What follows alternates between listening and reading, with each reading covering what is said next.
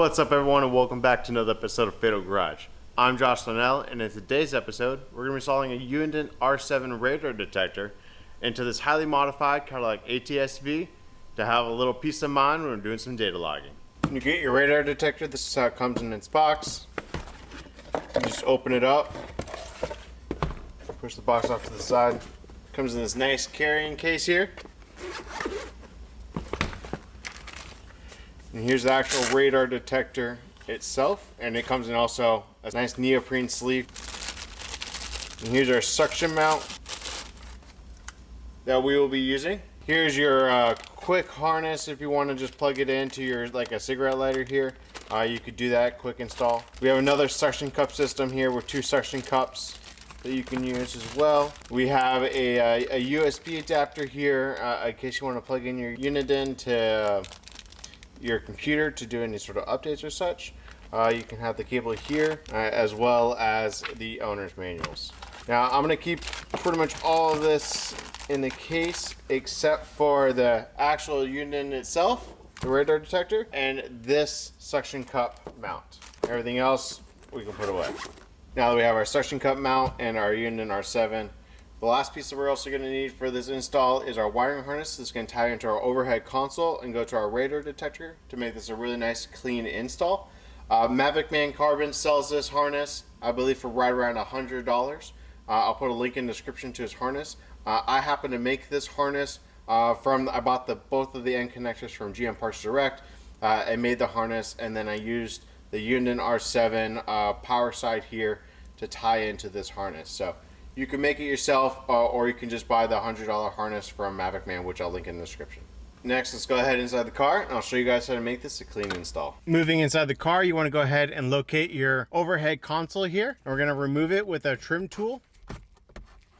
Just slide in and pry around the edge, and you'll hear it kind of unclick.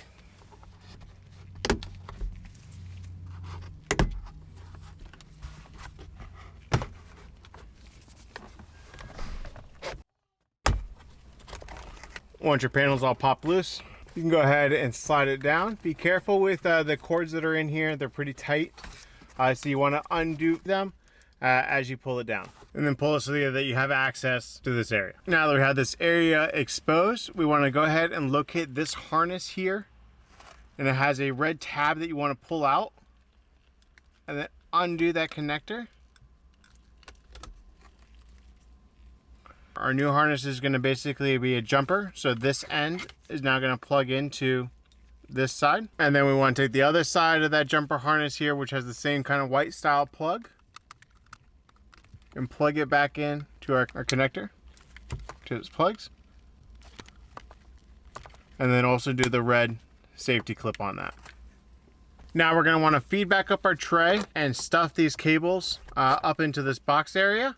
And also reconnect our 2 connectors that we undid right here when we're doing so. So once we get it up here, reach up, reconnect these connectors, and then we're gonna put this back up into place. Now we have our ceiling console back in place. We're gonna go ahead and take our radar detector here, take off the paper surround off the brown backing. This is a suction cup, so you wanna have it open. And then when we lock it into place, we'll close that latch, and that'll lock it into place. So I also have the hinge kind of loose right now.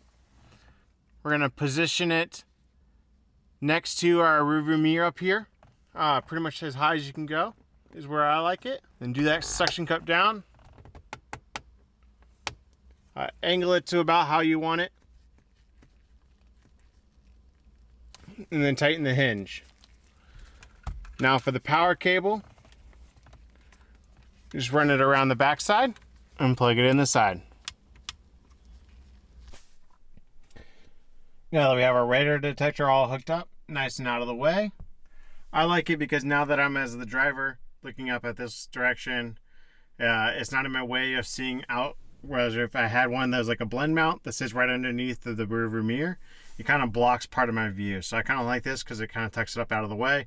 It's actually cheaper to do this with just that wiring harness and then just using the OEM mount that comes with that radar detector anyways. So now that we have it all set up, we can go ahead and start the car. Expand. And it'll just automatically go through its startup sequence every time with the car, just on ignition. GPS connected. And now we're good, and that's going to wrap up the installation of our Uniden R7 radar detector. So now we can see that our radar detector is working how we want it to be. Our mute button is right here on the side, so if anything is going off on us and we don't want it to hear it anymore, we can just mute it right here, which is easy to reach at. So that's going to wrap up our installation of the Uniden R7 radar detector. If you did like this install, feel free to give us a thumbs up. Smash the subscribe button if you want to see more content just like this. Just like that, I'm out.